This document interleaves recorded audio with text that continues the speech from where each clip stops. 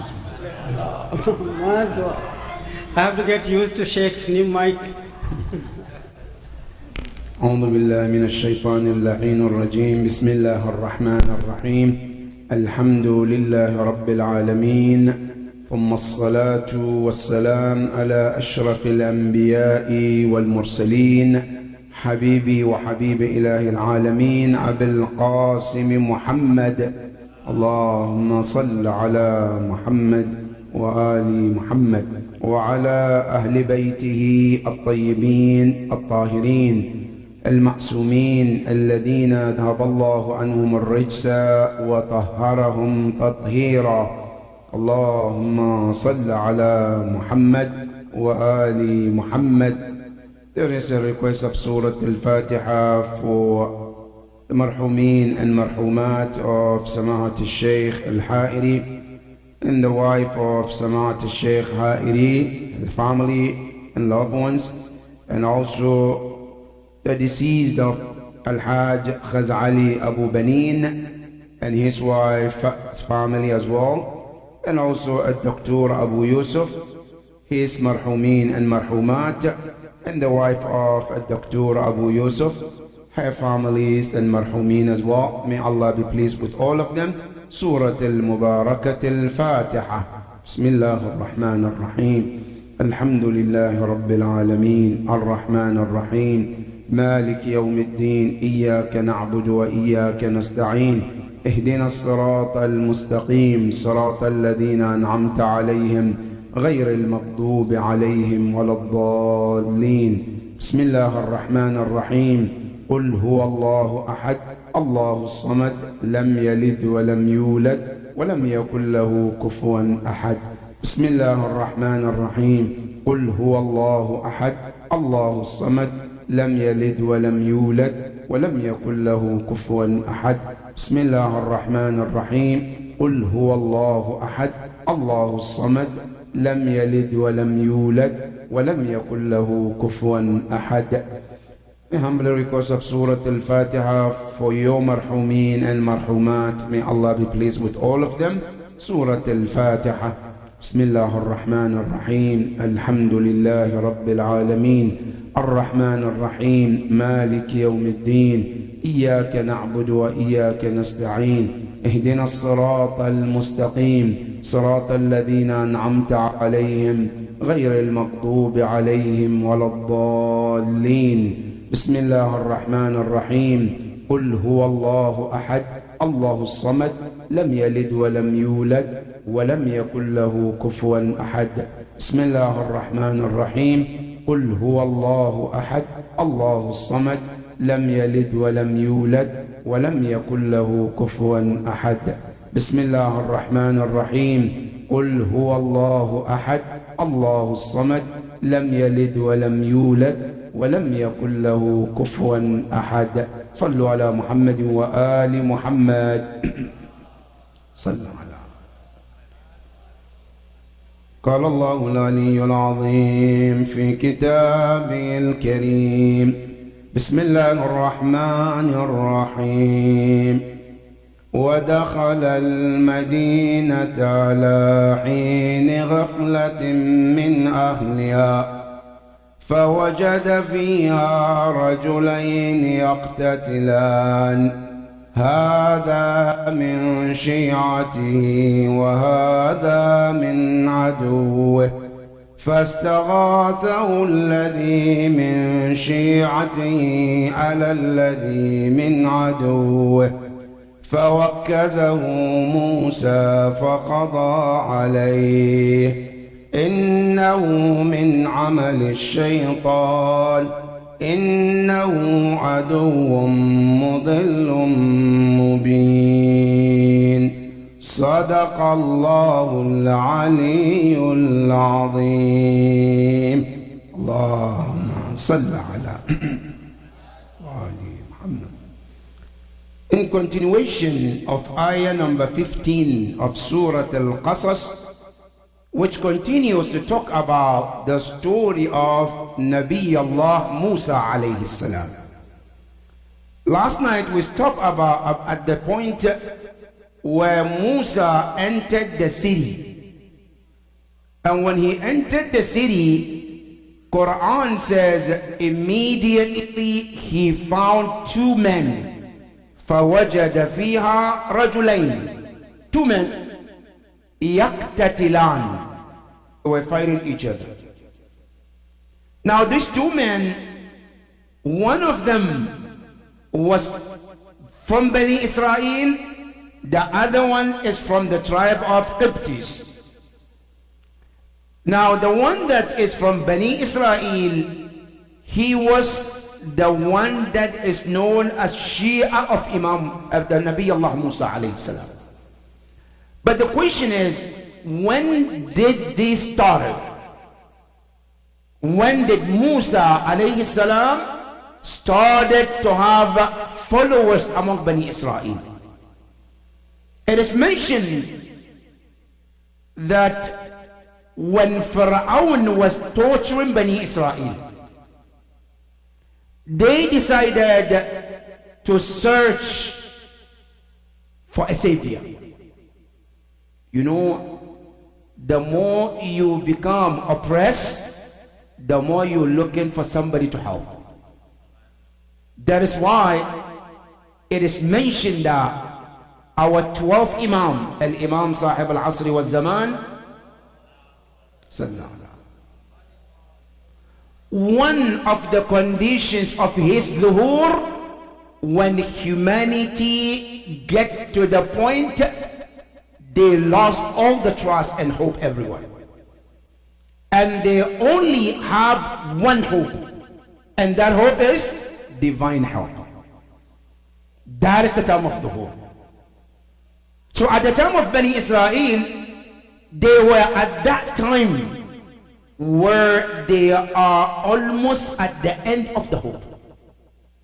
So what did they do? They started looking, who's going to help us? Who's going to save us? They started searching. When Pharaoh came to know that they're searching for savior, then Pharaoh even increased the punishment, the torture.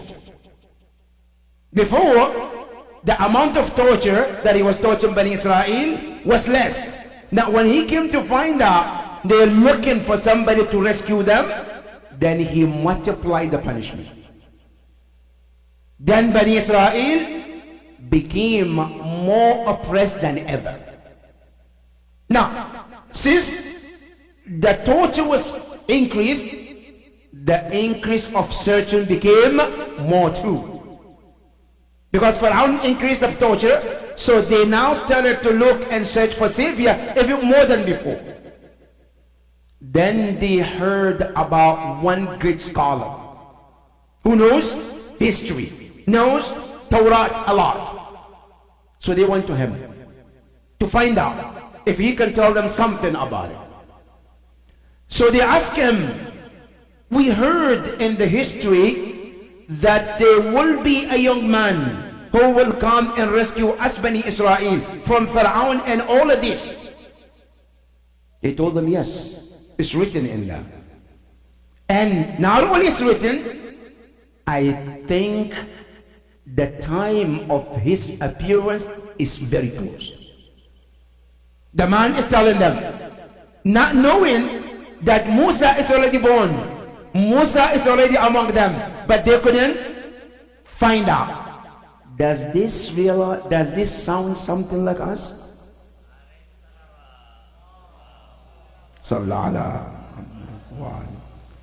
The savior they were looking for, he was already born, he was among them, but they didn't know.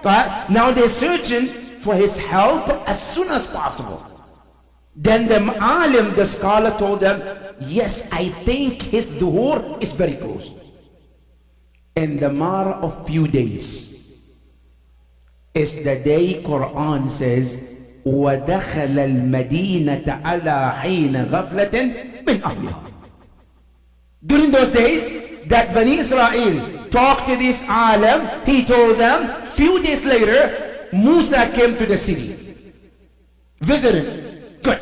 As he walked in, the alim saw Musa alayhi salam. But when he saw Musa this time, he could see some features so different in the face of Musa. So he asked him, young man, what is your name? He said, my name is Musa. I said, what is the name of your father? I said, my father's name is Imran. He says, where are you born? Where are you coming from? He told him his story. Immediately he put the dots together. And he realized the savior they were looking for, the savior who they were waiting for, that is Musa alayhi salam. The narration said, the alim went down and kissed the feet of Musa alayhi salam. Then Bani Israel, they realized that he is the savior. But Musa alayhi salam did not say anything. You know what? Musa alayhi salam, why didn't he say anything? Because he is waiting for the order of Allah subhanahu wa ta'ala. Like our Imam, today our Imam, we believe he's among us. He sees, he hears, but one thing is left, and what is it? The order from there above. That is why his name, we call him Al-Imam Al-Muntadhar. Al-Muntadhar, right? But he is also Imamun Muntadhir. There's difference between Muntadhar, Muntadhir, right? In Arabic, Muntadhar bism al-maf'ul, Muntadhir bism al-fa'il. What is the difference? Muntadhar, awaited. Someone is waiting for him, which is us. Muntadhir, he is waiting from Allah. Waiting the order of Allah to tell him, Ya Sahib al-Zaman, this is the time. That is what Imam al-Hujjah is all about. Allahumma salli ala Muhammad wa ali Muhammad. So Bani Israel, they realized that Isa alayhi salam, Musa alayhi salam is their savior. But Musa alayhi salam didn't say when and how, because he's waiting for the order of Allah. But they started following Musa alayhi salam. That's why the ayah says, فَاسْتَغَاثَهُ الَّذِي مِنْ شِيَعَتِهِ. From day one they realized he is our savior. They started following Musa alayhi salam, but secretly. Fir'aun didn't know, nobody doesn't know except some of the Bani Israel. They know Musa is our savior. Good. When Musa entered the city, so he found the two men fighting, one Qibti, one Bani Israel. Then فَاسْتَغَاثَهُ. Istighatha ay talabul aun, meaning one of them, who? The Bani Israel, who was the Shia of Musa alayhi salam. He asked him, Musa alayhi salam, Ya Musa, I need your help. Istighatha ay talabul aun, seek help from him. Ala alladhi min aduwi, against his enemy, which is from the Qibtis. Musa alayhi salam intervened. What did he do? Quran says, فَوَكَّزَهُ Musa. Al-wakaz in Arabic, that's a darb biqabdat yad. In Arabic, wakaza ay darabahu biqabdat yad. What does it mean? Wakazahu in English? One word, knock out. To knock someone with the one firm arm is called wakaz. Musa alayhi salam, Quran says, فَوَكَّزَهُ Musa. Prophet Musa alayhi salam, he knocked the Qibti in saving whom? The Bani Israel. But then immediately فَقَضَى عَلَيْهِ, he dropped dead. Now question, where did Musa hit him before he died? Was it the head? Was it his tummy? Where did he hit him? Why this question is important? This question is very important because, you know, in fiqh, when you hit somebody and they die, the part that you hit matters.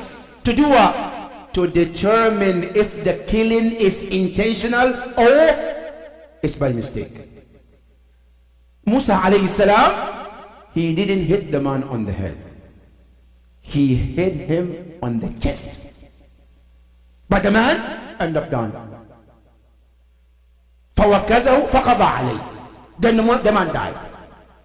Now, when the man died, what did the Quran says? فَقَضَى عَلَيْهِ. Then Musa alayhi salam says, إِنَّهُ مِنْ عَمَلِ الشَّيْطَانِ إِنَّهُ عَدُوٌ مُضِلٌّ مُبِينٌ. There are three important questions here. Three important questions. And the questions has to do with the aqidah, our faith, our belief. Number one, what does the Shia believe when it comes to working for oppressor government? A government, I know it's an oppressed government. Right? Can I work under the government or I can't? That's a question. Now, do we know for sure that Pharaoh was oppressor or not? Yes. But why did Musa work under his government? For this, the Nabi, Ma'soom, why did he work under him? That's the first question. Question number two. Musa alayhi salam, we believe is Ma'soom when he hit the man and died, whether intentionally or not intentionally. Which one? That is question number two. Question number three. Musa alayhi salam, if he is ma'soom, what he did, how can we translate in the Shia school of thought? Because we believe the Ahlul Bayt and the Prophet, they are all ma'soom. They don't make mistake. But then how did this happen for Musa alayhi salam? How do we justify that? These are the three questions. Now, to answer the first question, which is, why did Musa work under an oppressor government? Tyrant government. What is the ruling of it? Now, if you go to our books, like Sheikh Muhammad Rida al-Mudaffar, A'la Allahu maqamah, he wrote a book which is called Aqaid al-Imamiyya. In that book, he talks, there is a chapter where he talks, Aqidatuna fil awn ma'al-zalimin. What we believe in terms of helping an oppressor government, a tyrant government. What do we believe about it? He mentioned in Islam and the fiqh of Ja'fari is haram to work with them under no circumstances. It's haram. Good. But then there is some exceptions. Right? It's haram and what we call al-hukm al-awwali. If I know for sure this government is a tyrant government, it's haram to work under that government. Now, however, the exception is here. If I can be working under that government and using my position to help mustadafin, then Islam says it's okay to do that. Meaning, I'm part of the government, but my role is to help the mustadafin, the weak ones, not to oppress like the government does. Right? My job is something different. Help those who are weak ones. Islam says absolutely it's okay to do that. So, working under government, when does it become haram? If I'm also part of the oppression. But if I'm working, but my work is what? To support the government, to support the Mazlumin, then it's okay. And we have a similar example with Imam Musa al-Kadhim and his companion Safwan al-Jamal and Ali ibn al-Yaqtin. Both of them were companions of Imam Musa al-Kadhim. One was working, both of them were working. One of them, Imam Musa told him, it's haram to work with this man. The other one said, no, work with him. Now, who was the one Imam told him not to? Safwan al-Jamal. Because he was doing just for his own interest. Imam said, it's haram to work with him. Now, Ali ibn Yaqtin, he was working for him, for Madlumin. So Imam alayhi salam told him, you need to stay there. There was a time Ali ibn Yaqtin said, I want to quit. Imam said, no, don't quit, stay there. Why? Because your role was to help Madlumin, and that is important. Not only Imam told him to stay there, Imam Musa al-Kadhim was protecting him. was telling him what to do so that he will not be killed under the tyrant government. Because his position was what? To help the Muslims. So Musa alayhi salam is working with Fir'aun. Was it to help Mazlumin or to support the tyrant government? It was to support the Mazlumin, not the guy, not the tyrant. That's why working with Fir'aun for Musa alayhi salam was absolutely fine. Because he was not working for himself, it's to help the Muslims. That's number one. Number two, Musa alayhi salam, when he killed that Copts, why Musa alayhi salam did that? Was it justified Islamically? The answer is yes, it's justified. Number one, brothers and sisters, by the Islamic law is this: when two people are fighting, what should I do? Should I act like American or should I act like a Muslim? Because there's American way and there's the Islamic way, right? Now, what is the American way? None of my business, and keep walking. That's the American way. I have nothing to do with it. It has nothing to do with me. Let me keep walking. That's the American way. Now, Islamic way is what? Allah said in Surah Al-Hujarat, وَإِن طَائِفَتَانِ مِنَ الْمُؤْمِنِينَ اقْتَتَلُوا فَأَصْلِحُوا بَيْنَهُمْ.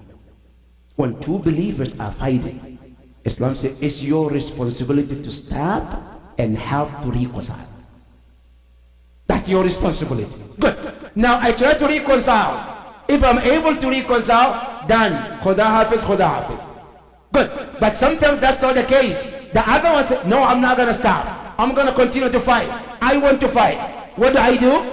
Quran says at that point, join the Madloom in this. Who wants the peace? Who wants the reconciliation? Against the one who wants to fight. Until he also comply for peace and reconciliation. That's the Quranic way. Good. So Musa alayhi salam, when he saw them, what did he do? He wanted to reconcile. But the Qibti, because Fir'aun is from their side, so they are the dominant one, so he was not complying with Musa alayhi salam. So Musa, what did he do? To stop him, فَوَكَّزَهُ. Musa hit him. To stop him, according to what the Quran says. Now what happened after he hit him? فَقَضَى عَلَيْهِ. Then he died. So did Musa will be considered a killer? If yes, why? If no, why? Now if he said no, but he killed someone, Quran says فَقَضَى عَلَيْهِ. The man died right there. Right. Now if he killed, then what do we call him? Now let's go to the fiqh. In fiqh, there are three types of killing. One is justified, two is not justified. The first one is called al-qatl al-khata. That's one. Number two is called al-qatl al-shabih bil-amd. Number three, al-qatl al-amd. So in Islam, all killings is not one. They are all different types and they all come with the conditions. Good. Now, which one is which? Al-Qatl al-Amad, which is the first one, to kill someone not intentionally, by mistake. How do we tell this killing was non-intentional, was by mistake? The two things have to happen. Number one, the person should not have the niyyah of killing to begin with. That's one. Number two, he should not use an item or a weapon that kills. Example, somebody did wrong. I want to hit them. I don't want to kill them. Good. Then I use a spoon, right, to hit them. I hit the back and they fall and die. Here Islam said this is called al-qatlul khata. Why? Because the spoon doesn't kill for the most cases. So Islam said this is called what? is absolutely killing by mistake. Now, what is the rule here in fiqh? Fiqh says, in this case, the killer, the one who caused the death, will have to pay a diya. And that's it, but he will not be killed. That is number one. Number two, they said, al-qatl al-shabih bil-amd. Al-qatl al-shabih bil-amd, to kill someone which looks like intentional. This one of the two have to happen to become al-qatl al-shabih bil-amd, which means one, I have intention of killing, but I didn't use something to kill, but the person died anyway. Good. Or I didn't have the intention of killing, but I use a weapon that kills. That is called al-qatl al-shabih bil-amd. Good. The third one is called al-qatl al-amd. I have the intention and I use the tool that kills all together, right? For example, I want to kill this guy. I said it. I have intention. I use a gun. I shot at him. That's called al-qatl al-amd. The first one, al-qatl al-khata, the person will not be killed. The second one, the person will also have to pay diya with addition to punishment from the government, but not gonna kill. But the third one, al-qatl al-amd, yes, the person depending on the family of the marhum or the deceased, they have to determine. If they say we want diya, then that's it. If they say we want him to be killed, then they have to kill him too. That's what Quran says in Surah Al-Isra. وَمَنْ قُتِلَ مَظْلُومًا فَقَدْ جَعَلْنَا لِوَلِيِّهِ سُلْطَانًا. Whoever been killed intentionally, then his family have the right to do what? To decide whether they want the person to be killed or they want diya. They all can do that. Even they can even ask more diya than the average. They can do that. This is if it's qatl al-amd. Now, Musa alayhi salam, when he killed the man, was it the first one, or was it the second one, or was it the third one? If we say it's the third one, Musa didn't have the intention of killing anybody. Why? Because he is Nabiyyun Ma'soom. He would not kill somebody unjustly. That's number one. Number two, he did not use a weapon either. So what that means, the killing of the man is the first one, which is what?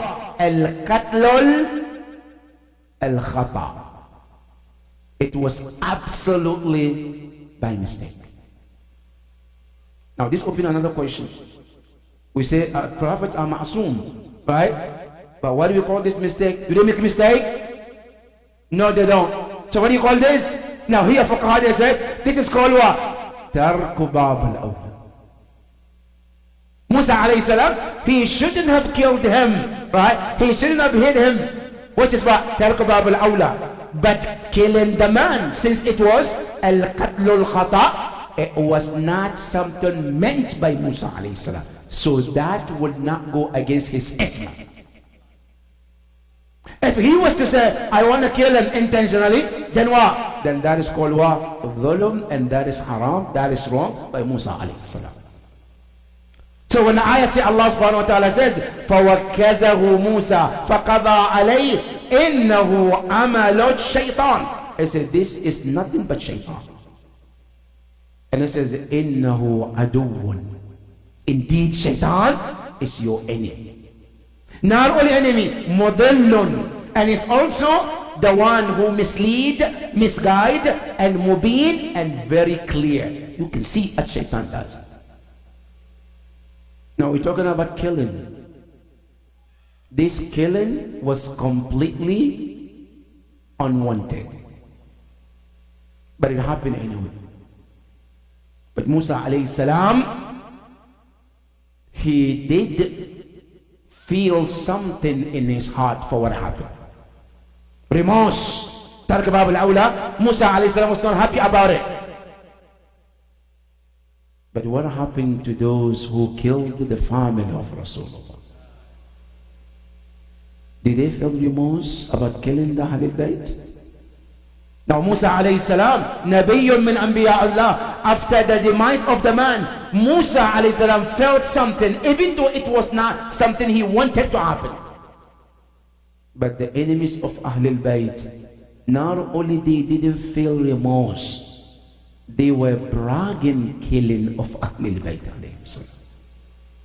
They felt very proud for killing Imam Hussein alayhi salam. And not only that, even children, infant of Ahlul Bayt, they didn't even spare them. Including a 6-month-old child who was brought there with his mother, as innocent child. On that day, he was also murdered unjustly. And I wish he was murdered unjustly and that's the end of it. He was thirsty as he could ever be. His lips was all dry. The mother comes to Imam Hussein, Ya Aba Abdullah, لَقَدْ قَتَلَ وَلَدِيَ الْعَتَشِ. My son is almost dead from this thirst. Can you ask water for him? Imam Hussein alayhi salam, he took Ali al-Asghar, he brought to the front of the people, and he said to them, Ya ma'shar al-qawm, you people, if you think I don't deserve to drink water, which water? The water the pig and dogs are all allowed to drink, and you are denying the Ibn Rasulillah from it. If you think I don't deserve, fine, but what is the crime of this baby? If I don't deserve to drink, I understand. But what is the crime that allows you to deny this baby from this water? Some of them call uskuh. Yes, let's take the baby, give him water. Some of them say, La taskuh, don't give the baby water. When the dispute started to get higher and higher, that is when Umar ibn Sa'd, he told Harmala la'natullahi alayhi, Ya Harmala uqtul al-walad, can you kill the baby to end dispute among my army? Harmala took the arrow towards Ali al-Asghar. He then looked at the Ali al-Asghar, right by the neck of Ali al-Asghar. He shot the arrow towards the neck, and then the arrow came. Imam Zayn al-Abidin says, ضربه بالسهام فذبحه من الوريد إلى الوريد. He said when the arrow hurt the neck of Ali al-Asghar, it cut the neck from one jugular vein to other jugular vein. Imam Zayn al-Abidin salamullahi alayhi, he said one of the worst crime ever happened, and all the crimes that took place on the day of Ashura is killing Ali al-Asghar. They asked him why this is the worst.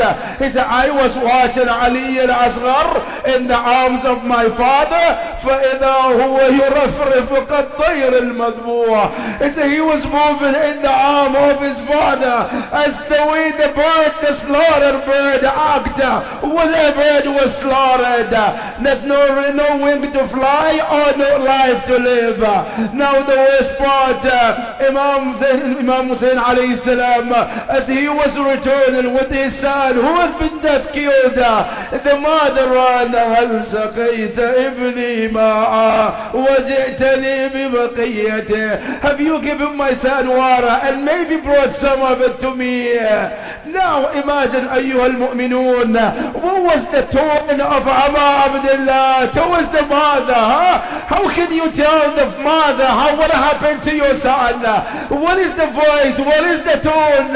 But according to the historians, Imam Hussein said, خذي ولدك مذبوحا. Is it take your son, have your son? Which one? The one who has been slaughtered from one jugular vein to other jugular vein. Now may Allah subhanahu wa ta'ala strengthen the heart of the mother of Ali al-Asghar. How can a mother take my hearing this? And the moment she heard this, she said, Bunayya Ali, my son Ali, I wish I already knew that you will be murdered. I would have prepared you and dressed you like a shaheed before you get killed.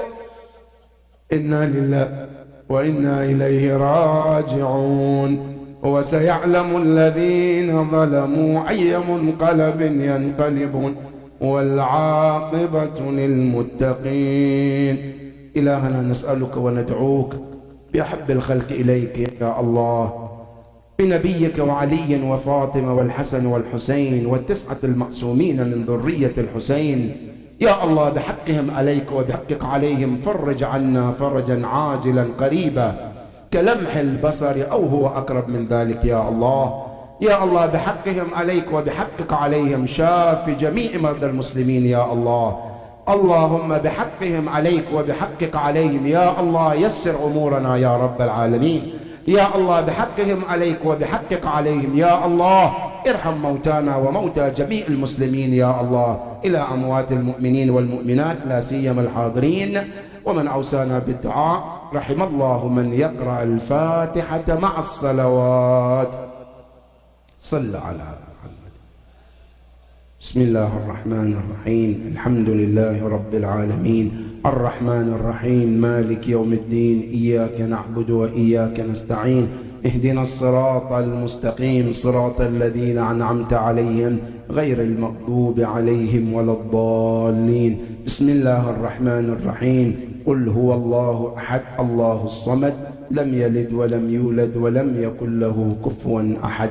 بسم الله الرحمن الرحيم. قل هو الله أحد الله الصمد لم يلد ولم يولد ولم يكن له كفوا أحد. بسم الله الرحمن الرحيم. قل هو الله أحد الله الصمد لم يلد ولم يولد ولم يكن له كفوا أحد. صلوا على محمد وآل محمد. اللهم صل على